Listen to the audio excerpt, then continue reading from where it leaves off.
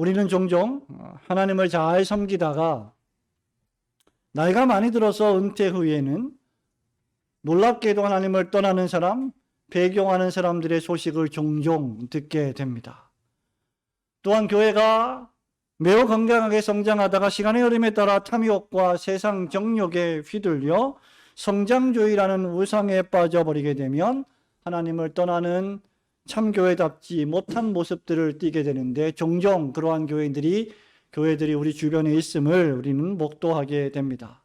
하지만 이런 모습을 볼 때마다 우리는 결코 놀라지 말아야 합니다. 왜냐하면 구약에 출애굽한 이스라엘 백성들조차 하나님을 떠나 금송아지 우상을 숭배한 기록이 역사적 사건 속에 기록되어 있기 때문입니다. 우상을 숭배하며 배교하는 일들이 선택받은 이스라엘 백성들에게도 이루어졌다고 하면 누구라도 배교의 곁길로 빠져 들어갈 수 있지 않겠습니까? 따라서 하나님의 참된 백성들은 이런 비극이 벌어지지 않게 하기 위하여 언제든지 하나님이 하신 말씀에 깊이 잠겨 있어야 합니다. 하나님의 말씀을 표준으로 우리의 신앙과 우리의 행실을 매일매일 점검하며 살아야 합니다. 오늘날 우리도 마찬가지입니다. 하나님을 떠나 배교하지는 않았지만 거의 배교에 가까운 수준으로 살아가는 교인들이 생각보다 많습니다. 누구에게는 현실 정치와 자신이 좋아하는 정치인이 우상이 되었습니다. 그리스도의 복음을 말하기보다 세상 정치를 더 많이 말하는 목사와 성도들은 그리스도의 십자가에 붙들림 바 된 적이 없는 사람들일지도 모릅니다.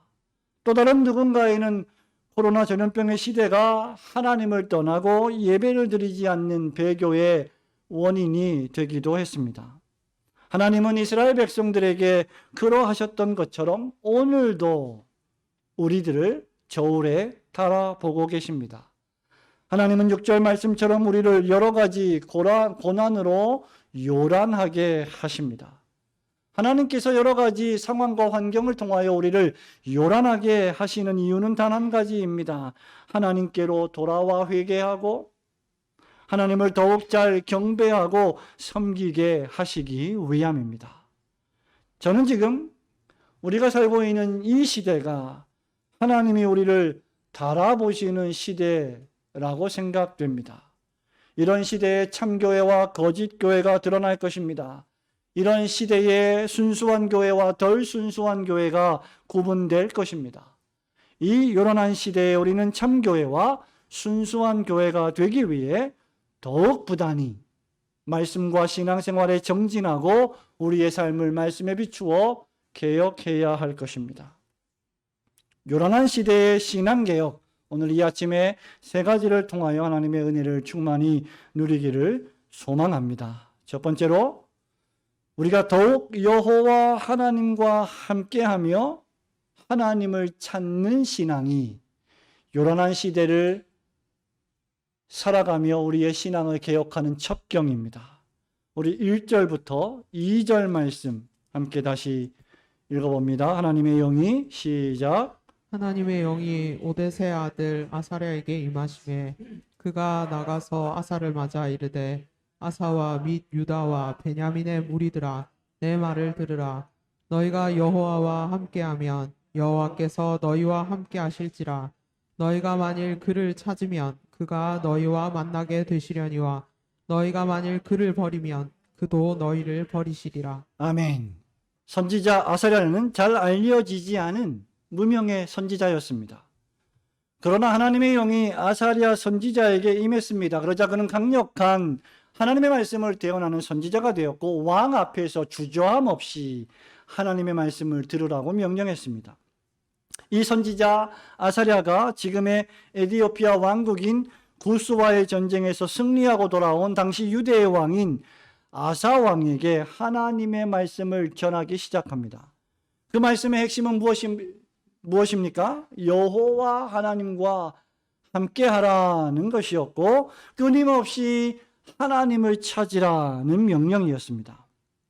그들이 여호와 하나님을 찾고 하나님과 함께하면 하나님이 그들과 함께 하실 것이지만 만일 그들이 여호와 하나님을 버리면 하나님도 그들을 버리실 것이다 라고 하는 예언의 말씀이었습니다.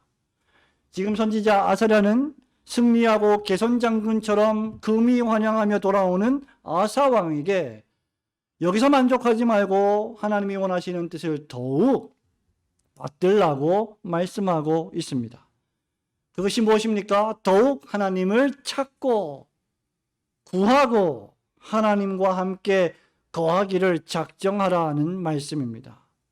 과거 이스라엘 백성이 하나님을 떠나고 하나님을 잊어버림으로 고통을 당하던 시기가 있었습니다. 출애굽한 이스라엘 백성들이 금송아지 우상을 숭배함으로 하나님 앞에 심판을 당했습니다. 또한 지금 3절부터 6절까지의 말씀은 이스라엘 나라의 영적 암흑기인 사사 시대를 염두에 둔 말씀입니다.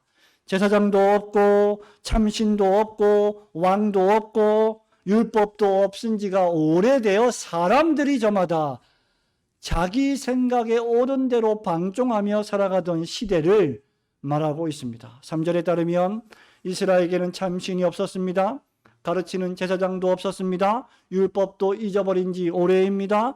그 결과 그들은 하나님의 심판을 받았고 이방 민족의 침략으로 자주 고난을 당했습니다. 그러자 그들이 이런 환난 때 회개하고 하나님의 이름을 부르며 다시 하나님께로 돌이키자 하나님께서 여지없이 그들을 용서하시고 다시 그들을 만나 주셨습니다. 이것이 반복되는 사사기의 패턴입니다. 하나님 앞에 범죄한 이스라엘 백성들은 평안을 누리지 못했습니다. 이유는 하나님께서 이스라엘을 여러 가지 고난으로 요란하게 하셨기 때문입니다. 성도 여러분, 우리 6절 말씀을 한 번 더 읽어보도록 합니다. 이 나라와 시작. 이 나라와 저 나라가 서로 치고 이 성읍이 저 성읍과 또한 그러하여 피차 상한 바 되었나니 이는 하나님이 여러 가지 고난으로 요란하게 하셨음이라. 아멘. 여기 요란하게 하셨다는 것은 하나님이 우리를 성가시게 하셨다라는 말씀입니다. 이 나라가 저 나라와 치고 이 성읍이 저 성읍과 또한 그러하며 피차 상한 바 되었다. 그런데 이 모든 일이 하나님께서 고난으로 요란하게 하신 결과이다 라는 말씀입니다. 그렇다면 이 세상에서 벌어지고 있는 모든 일들이 하나님의 허락 없이 우연히 벌어지는 일은 결코 없다는 사실을 우리는 다시 한번 명심해야 할 것입니다. 그러므로 우리가 어떤 요란한 일이 생겼다면 과연 이 일이 무슨 이유로 생겼을까? 왜 생겼을까? 하나님은 왜 이런 시련을 우리에게 허용하셨을까를 지혜롭게 생각하며 자신의 신앙을 돌아보는 성도들이 되어야 할 것입니다. 문자적으로 이 단어는 시끄러운 소음을 내다, 시끄럽게 움직이다, 혼란스럽게 하다, 당황시키다 라는 다양한 뜻을 가지고 있습니다. 신명기 7장 23절에 따르면 이렇게 말합니다. 내 하나님이 여호와께서 그들을 내게 넘기시고 그들을 크게 혼란하게 하여 마침내 진멸하시고 라고 했는데 여기에 동일한 단어가 사용되었습니다. 요란하게 된다는 말은 혼란스럽게 되는 상태를 뜻합니다. 마음에 탐탁하지 않아 역정이 나는 상태입니다. 요나서의 표현대로 하면 죽을 것만 같은 강력한 태양의 햇빛을 하나님께서 박넝쿨을 만들어 주셔서 가려 주셨는데 또 그 하나님께서 벌레를 보내서 그 박넝쿨을 다 갉아먹게 하심으로 햇빛이 쪼여 곤고하여 죽게 되었던, 그래서 요나가 성내고 분노하며 하나님께 원망하던 상태, 이것이 요란한 상태의 의미입니다. 한마디로 하나님께서 짜증나게 하셨다는 말입니다. 짜증, 역정, 분노의 상태가 요란한 상태입니다. 우리가 우리의 죄 때문에 짜증이 나고 분노가 일어나고 역정이 나는 경우도 많이 있지만 때때로 하나님께서 이러한 것들을 우리에게 보내사 하나님의 목적을 이루시는 일들이 역사 속에 많이 있음을 우리는 기억해야 합니다.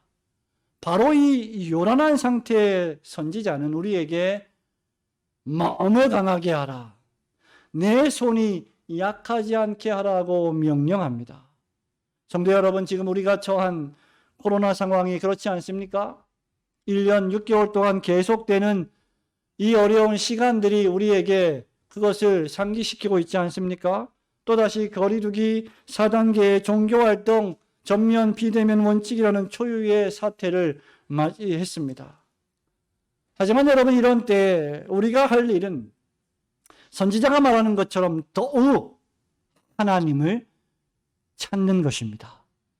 더욱 하나님과 함께하기 위하여 기도하고 하나님을 구하는 일입니다.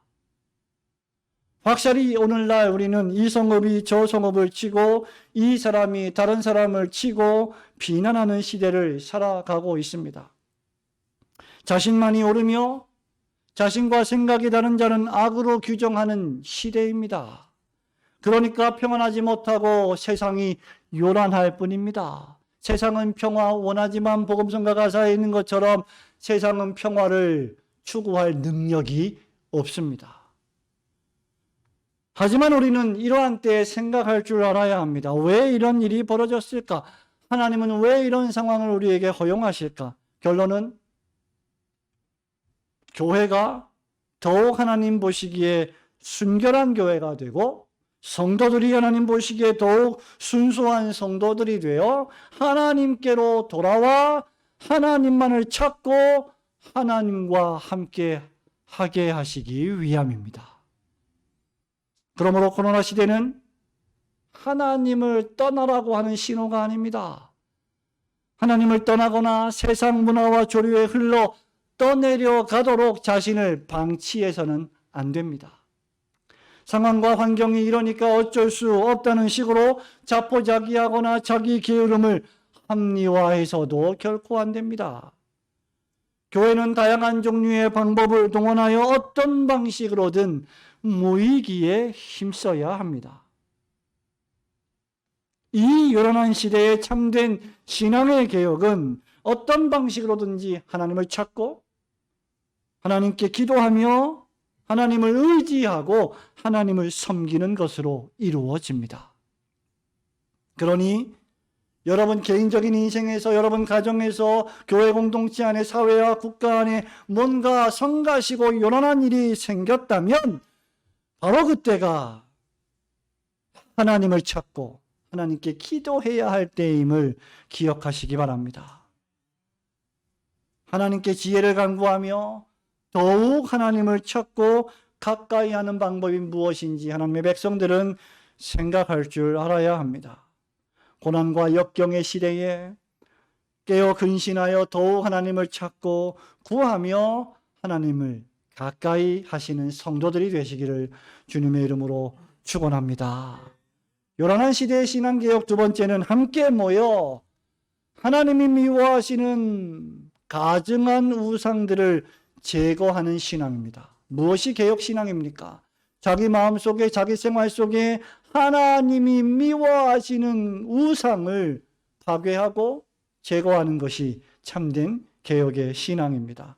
우리 8절과 9절 말씀 한 번 더 읽어보겠습니다. 아사가 시작. 아사가 이 말 곧 선지자 오데세의 예언을 듣고 마음을 강하게 하여 가증한 물건들을 유다와 베냐민 온 땅에서 없애고 또 에브라임 산지에서 빼앗은 성읍들에서도 없애고 또 여호와의 낭실 앞에 있는 여호와의 제단을 재건하고 또 유다와 베냐민의 무리를 모으고 에브라임과 므낫세와 시므온 가운데서 나와 저희 중에 머물러 사는 사람 이는 이스라엘 사람들이 아사의 하나님 여호와께서 그와 함께 하심을 보고 아사에게로 돌아오는 자가 많았음이더라. 아멘. 아사랴 선지자의 말씀을 들은 아사 왕이 마음을 강하게 했습니다. 그리고 가증한 물건들을 유다와 베냐민 땅에서 완전히 없애버렸습니다. 아사 왕은 선지자의 말씀에 즉각적으로 순종했습니다. 가증한 물건이란 이방 나라의 우상들을 가리킵니다. 아사 왕은 유대 전국에 산지한 우상의 목상들, 성상들을 모두 제거했습니다. 이렇게 하기 위해서는 우상을 두려워하지 않는 강한 마음이 필요했습니다. 여러분, 개혁은 그저 말로만 이루어지는 것이 아닙니다. 마음을 강하게 하고 손을 강하게 하여 구체적인 실천에 옮겨야만 하는 일이었습니다. 마음을 강하게 하여 우상을 제거하는 신앙은 결국 전국의 여호와의 제단을 재건하는 신앙으로 연결됩니다. 유다 백성들이 우상에 빠져 있다면 여호와 신앙을 가지지 못할 터이나 그들이 여호와 하나님 신앙에 충만하다면 우상이 자리할 틈이 없을 것입니다.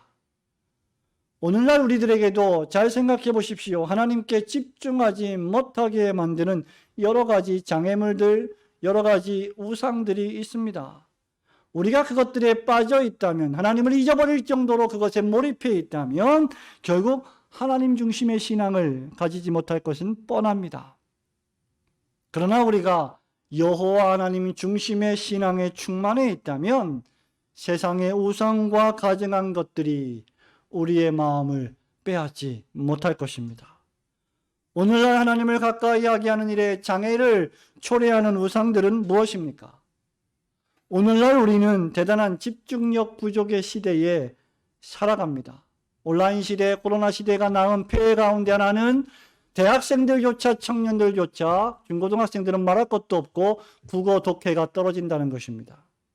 글을 읽어도 무엇인지 알지 못한다는 것입니다. 왜냐하면 그림과 영상만을 보고 있기 때문이죠. 동시에 우리는 매우 산만하며 세속적인 일에 지나치게 분주해져 있습니다. 너무나 많은 사람들이 허망하기 짝이 없는 비트코인에 빠져 있음을 우리는 보게 됩니다. 어떤 이들은 투자한 주식에 마음을 완전히 빼앗겨 버렸습니다. 여러분, 주식에 투자하는 것 그 자체가 죄악이 아닙니다만 제가 말씀드리는 것은 그것에 투자하고 그 투자한 것에 온통 마음을 빼앗기고 있다면 그것이 바로 죄악이요 우상 숭배라는 것이죠. 온통 마음이 그곳에 가 있기 때문입니다. 우리 예수님 하신 말씀이 무엇입니까? 내 보물이 있는 곳에 내 마음도 있느니라. 하나님 나라에 주님의 몸된 교회에 하나님의 보화를 가득가득 쌓아 놓는 자들은 하나님의 나라와 주님의 몸된 교회에 그 보화가 있습니다. 그러나 썩을 양식을 위하여 보물을 쌓는 자들은 그 세상 속의 썩을 양식에 자신의 마음이 가게 되는 것은 당연한 것입니다. 성경은 우리에게 더욱 내 마음을 지키라 생명의 근원이 이에서 남이니라고 솔로몬 왕의 말을 비유로 들고 있습니다. 나아가 우리 주님께서도 내 마음을 다하고 목숨을 다하고 힘을 다하고 뜻을 다하여 주 너의 하나님을 사랑하라고 명령합니다. 오늘 본문 12절 말씀을 보십시오. 동일하게 말씀하고 있습니다. 성경이 왜 자꾸 마음을 강조할까요? 마음이 사람의 인격이기 때문입니다. 사람의 인격의 좌소가 마음입니다. 사람이 마음을 빼앗기면 모든 것을 빼앗기는 것입니다. 마음을 우상과 가증한 것에 빼앗겨버리면 그의 인격이 우상의 소유물이 됩니다. 마음을 사단에게 빼앗기면 하나님 나라에 들어갈 수 없습니다. 미국에서 목회하고 있는 유명한 조엘 비키 목사님은 최근 자신이 저술한 Fighting Satan, 즉 사탄과의 싸움이란 책에서 이렇게 말합니다. 사탄은 가장 경건한 신자도 자신 있게 공격할 정도로 경험이 많다. 사탄은 신자들을 천국에서 끌어내지는 못하지만 천국에 가지 못하도록 이 세상 속에서 온갖 수단들을 동원하여 신자들을 방해할 수 있다. 그러니 우리는 마음을 빼앗기지 않아야 합니다. 그런데 이런 마음조차 우리에게 우상이 될 수 있습니다. 사람들은 자기 마음을 자기 스스로 지킬 수 있다고 생각하기 때문입니다. 여러분, 그것 자체가 바로 우상입니다. 성경이 내 마음을 지키라고 말할 때는 내 스스로 내 능력으로 내 경험과 지혜로 마음을 지키라는 것이 아니라 그리스도 예수 안에서 그 마음을 지키라는 것입니다.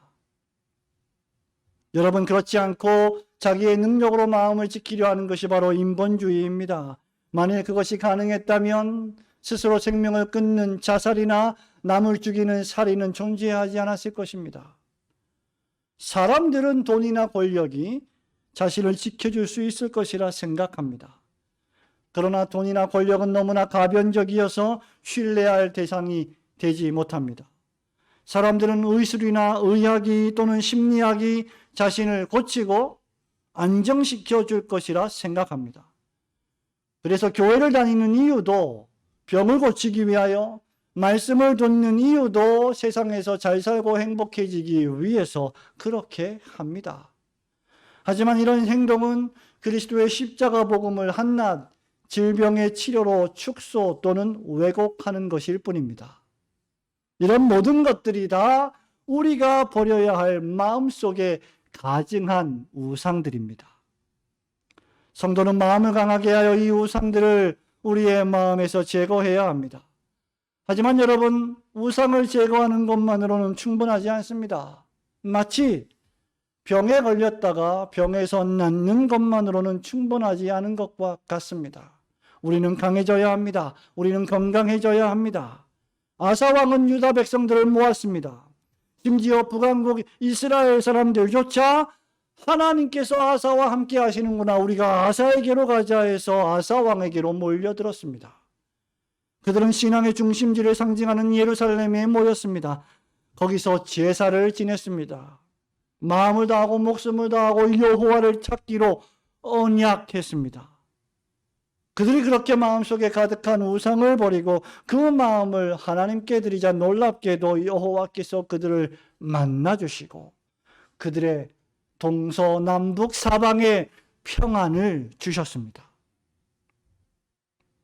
아마 코로나 시대는 그동안 교회가 추구한 우상이 무엇인지, 우리가 어떤 것에 목숨을 걸고 평안을 갈구했는지, 또는 우리 마음속에 남아있는 우상들이 무엇인지를 보고 제거하라는 기회일 수 있을 것입니다. 과연 여러분 마음속의 우상은 무엇입니까? 여러분은 정말 다가올 하나님의 나라를 소망하며 예배를 드리고 계십니까? 마음에 가득한 우상을 버리고 사시고 참되신 하나님께로 돌아와 교회에서 진리의 제사를 드리고 성령과 진리의 말씀으로 참되게 예배하심으로 주님 재림하실 때까지 여러분 마음의 평안을 누리시는 성도들이 되시기를 주님의 이름으로 축원합니다. 마지막으로 참된 요란한 시대의 참된 신앙개혁은 시작부터 마지막까지 예외 없이 철저한 개혁이었습니다. 우리 16절과 17절 말씀 읽어봅니다. 아사왕의 어머니 시작. 아사왕의 어머니 마아가가 아세라의 가증한 목상을 만들었으므로 아사가 그의 태우의 자리를 패하고 그의 우상을 찢고 빻아 기드론 시냇가에 불살랐으니 산당은 이스라엘 중에서 제하지 아니하였으나 아사의 마음이 일평생 온전하였더라. 아멘. 아사왕의 종교개혁, 신앙개혁에 하나님은 축복과 번성 그리고 평안으로 응답해 주셨습니다. 여러분, 대한민국 교회가 이렇게 멋진 교회로 변화될 수 있다면 얼마나 좋을까요? 우리가 신앙의 개혁을 단행하고 하나님께서 그 결과 축복과 번성과 평안으로 응답해 주신다면 얼마나 행복한 일일까요? 그런데 얼마 지나지 않아 큰 문제가 발생했습니다. 아사왕의 어머니 마아가가 놀랍게도 아사왕이 그토록 철저하게 개혁을 단행했던 아세라 목상을 만들어 가지고 있었던 것입니다. 우리가 보통 바알과 아세라라고 부르죠. 바알과 아세라 신상. 바알과 아세라라고 부르는 아세라는 바알 우상신의 아내이며 풍요와 다산을 상징하는 가나안의 3대 여신 가운데 하나입니다. 이스다롯이라고도 불리는 여신입니다. 특별히 페니키아인들이 좋아했고 그 아세라 목상을 몸에 지니고 가정에 두면 행복을 가져다 준다라고 생각했고 보통 성적 부도덕성을 동반했습니다. 아사왕의 어머니도 아마 아들의 신앙개혁도 따르면서 이방의 신상도 하나 더 섬기면 복을 더 많이 받을 것이라고 생각했는지도 모릅니다. 이유야 어떻든 우상 숭배는 가증한 일이었습니다. 아사왕은 비록 마아가가 자신의 모친이었지만 신앙개혁에는 예외가 없었습니다. 그는 왕의 어머니라는 태우의 자리를 폐했습니다. 나아가 아세라 우상을 찍어버리고 빻아서 기드론 시냇가에서 불살랐습니다. 우리에게 축복과 번영과 평안을 가져다 주시는 분은 오직 한 분 하나님 뿐이셨기 때문입니다. 여러분, 지금도 에베소나 소아시아 터키 지역 서부 지역에 가면 거리마다 가슴에, 여자의 몸에 가슴이 12개가 달린 그러한 신상들을 자주 볼 수 있는데, 그러한 신상들이 왜 그런 모습을 띠고 있습니까? 수많은 아이들을 낳는 다산의 상징이었기 때문입니다. 기드론 시냇가에서 아사 왕은 이 아세라 목상을 완전히 찍어내버리고 빻아서 불살라 버렸습니다. 기드론 시냇가는 여러분이 잘 들어보셨다시피 열왕기하 23장 6절 말씀처럼 이 아사왕의 후대인 히스기야와 요시야의 종교개혁 시대에 있어서도 중대한 장소였고, 요시야와 히스기야 왕들도 기드론 시내에서 아세라 목상을 찍어 빻고 불사름으로 정통신앙과 우상신앙을 구분한 유명한 장소입니다. 중요한 것은 아사왕의 신앙의 개혁을 단행할 때 그 누구도 예외를 두지 않았다는 것입니다. 만일 아사왕이 태후의 우상 숭배를 가족이라는 이유로, 어머니라는 이유로 눈감았다면 유다 왕국에 심각한 하나님의 징벌과 심판이 임했을 것입니다. 우리는 사람들이 종종 시쳇말로 이렇게 말하는 것 듣지요. 우리가 남이가. 좋은 말로도 쓰이지만 대개 부정적인 의미로 쓰입니다.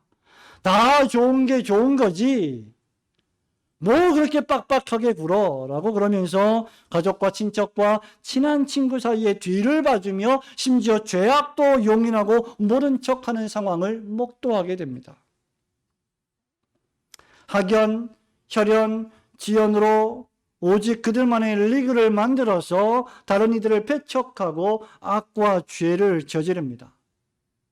성도 여러분, 물론 우리는 인생을 살아가면서 융통성을 발휘할 줄 알아야 합니다. 우리는 꽉 막힌 고지식한 사람이 되어서는 결코 안 됩니다. 성경은 고지식을 말하고 있지 않기 때문입니다. 그럼에도 불구하고 그것이 범죄와 타락의 방조자 또는 방관자 역할을 하게 해서는 안 됩니다. 아사왕도 이렇게 짧게 기록되어 있지만, 한 절 두 절로 기록되어 있지만 괴롭지 않았겠습니까? 자기 어머니의 태후의 자리를 폐위시키는 일이 과연 쉬운 일이었겠습니까?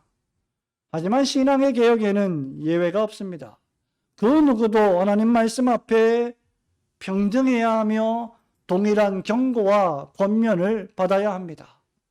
이 말씀 앞에 나는 예외이다 라고 생각하는 것 자체가 교만입니다. 나는 잘하고 있다, 다른 사람들이 문제다 라고 생각하는 것 역시 교만입니다. 이로 볼 때 아사왕은 갈라디아 교회에 편지한 바울의 말씀을 생각나게 합니다. 갈라디아서 1장 10절에서 바울이 이렇게 말합니다. 이제 내가 사람들에게 좋게 하랴, 하나님께 좋게 하랴. 이제 내가 사람들에게 기쁨을 구하랴. 내가 지금까지 사람들의 기쁨을 구하는 것이었다면 그리스도의 종이 아니니라. 실로 아사왕은 하나님의 종이었습니다. 성도 여러분, 이런 방식으로 아사왕은 35년 동안 하나님께 충성했습니다. 그의 통치 기간 중에 하나님은 그에게 평강을 주셨습니다. 여러분 잘 생각해 보십시오. 지도자가 하나님께 충성할 때 하나님은 그러한 지도자를 축복하십니다. 가정의 가장이 하나님께 충성할 때 그러한 가정에 하나님이 축복을 내려주십니다. 그의 통치 기간 중에 하나님은 그에게 평강을 주셨습니다. 소란한 시대가 없었습니다. 요란한 시대가 없었습니다. 당황하고 짜증나고 분노하고 역정나는 시간들이 없었습니다. 35년 동안 침략자가 없었고 전쟁이 없었습니다. 35년간 요란한 고난이 존재하지 않았습니다. 그의 충성은 머릿속에만 있지 않았고 손과 발에 있었습니다. 실천과 순종에 있었습니다. 하나님은 그런 실천과 충성에 평강과 은혜로 응답하셨습니다. 성도 여러분, 여러분의 가정에, 교회에, 국가와 사회에 평강과 은혜가 임하기를 원하십니까? 여러분 모든 일이 다 잘되고 형통하기를 원하십니까? 하나님의 말씀을 여러분이 죽음에 이를 때까지 신실하게 지키며 충성하십시오. 여러분 가정의 평안을 원하십니까? 하나님 말씀을 지키고 순종하며 가족들에게도 하나님 말씀을 지키라고 명령하십시오. 신자유주의 시대에 사람들이 저마다 다 각기 옳은 대로 행하는 시대에 더 이상 자녀들이 부모의 말을 듣지 않는다 할지라도 부모의 의무 가운데 하나는 부지런히 앉아 있을 때든지 일어날 때든지 하나님의 말씀을 가르치는 것입니다. 그리하면 여러분의 가족이 구원을 얻을 것입니다. 하나님께서 우리의 사역과 신앙을 평가하시는 기준은 여러분이 이 세상에 살면서 얼마나 돈을 많이 벌었는지가 아닙니다. 여러분이 이 세상에 살면서 얼마나 많은 큰 사회적 지위에 올라갔는지가 결코 아닙니다. 하나님께서 목사의 사역을 평가하시는 기준은 얼마나 많은 교인들을 예배당으로 끌어모았는지가 결코 아닙니다. 하나님께서 우리를 평가하시는 기준은 우리가 얼마나 철저하게 신앙을 개혁했고 하나님 말씀에 순종하고 충성했는지에 달려 있습니다. 우리는 철저하게 신앙을 개혁해야 하고 하나님의 약속의 말씀을 신뢰해야 하고 그리스도의 복음을 굳게 믿으면서 그 복음 전하는 일에, 이 어려운 시대에도 만나는 사람들에게 그 복음 전하는 일에 매진해야 합니다. 아무리 교회가 어려움과 고난과 비난을 당하는 시대에 있다 할지라도 그리스도의 십자가 복음을 전하지 못할 이유는 하나도 없습니다. 그들도 불안할 것입니다. 그들도 마음에 괴로움이 있을 것입니다. 그러한 자들에게 영원한 생명의 복음을 전하는 것이 우리의 사명입니다. 그리하면 하나님께서 우리를 평안하게 하실 것입니다. 사랑하는 우리 올고든 교회 성도 여러분, 말씀을 맺습니다. 하나님을 섬기는 신앙생활에 이 정도면 됐다 하는 지점은 없습니다. 그래서 어떤 의미에서 우리가 은퇴가 있지만 우리 목사, 장로, 권사, 집사, 성도들이 모두가 다 어떤 직분의 은퇴가 있지만 우리의 신앙생활은 평생 하는 것이 아닙니까? 신앙은 계속 성장해야 하고 삶은 하나님의 말씀으로 계속 개혁되어야 합니다. 하나님을 섬기는 일은 내가 이 세상에서 마지막 호흡을 갖는 순간까지 계속되어야 합니다. 아사왕의 신앙개혁을 세 가지 키워드로 결론 내릴 수 있을 것 같습니다. 그의 신앙은 첫째, 찾는 신앙이었습니다. 무엇을 말입니까? 누구를 말입니까? 여호와 하나님을 찾고 구하고 회개하고 기도하는 신앙 말입니다. 둘째로 그의 신앙은 비우는 신앙이었습니다. 무엇을 말입니까? 마음에 가득한 우상을 제거하고 비우는 신앙입니다. 여러분 마음을 지배하고 있는 가증한 우상들을 과감하게 비워버려야 합니다. 마지막 셋째로 끝까지 철저한 신앙이었습니다. 그의 신앙은 가족을 봐주려는 가족이라는 인정을 포기할 만큼 예외를 두지 않은 신앙이었습니다. 아니, 가족이기 때문에 더욱 혹독한 잣대를 대었는지도 모릅니다. 우리는 자기 자신에게는 너무나 관대하고 다른 사람들에게는 너무나 혹독한 잣대를 들이대며 살아가는 교만한 인생들이 아닙니까? 그러나 그 잣대를 우리는 각기 자신에게 대어야 할 것입니다. 이것이 바로 하나님 중심주의 신앙입니다. 성도 여러분, 우리는 지금 너무나 요란한 시대에 살고 있습니다. 저마다 자기 소견에 옳은 대로 행하는 시대이고 권위자의, 지도자의, 설교자의 말을 듣지 않는 시대입니다. 왕이 없는 시대입니다. 하나님의 말씀을 자의로 해석하며 마음대로 남용하는 시대입니다. 이런 때일수록 우리 올고든 교회와 성도들은 더욱 성경과 성경의 가르침의 핵심인 교리를 잘 정리한 역사적 개혁파 신앙 고백서들과 교리 문답서들에 기초한 객관적인 신앙생활을 추구해야 할 것입니다. 말씀과 교리를 중심으로 하나님을 더욱 깊이 알고 하나님을 찾는 신자가 되어야 합니다. 우상을 제거하고 삶에서 여호와의 성전을 재건하여 예배를 최우선하는 순종의 삶을 사시기를 바랍니다. 죽기까지 철저하게 말씀에 순종하는 철저한 신앙을 올곧게 일관되게 지켜 나가시기를 바랍니다. 이 요란한 시대를 통과하면서 오직 하나님만을 찾고 또 찾음으로 하나님 주시는 세상이 알 수 없는 평안과 기쁨과 축복을 누리며 살아가는 성도들이 되시기를 주님의 이름으로 축원합니다. 아멘.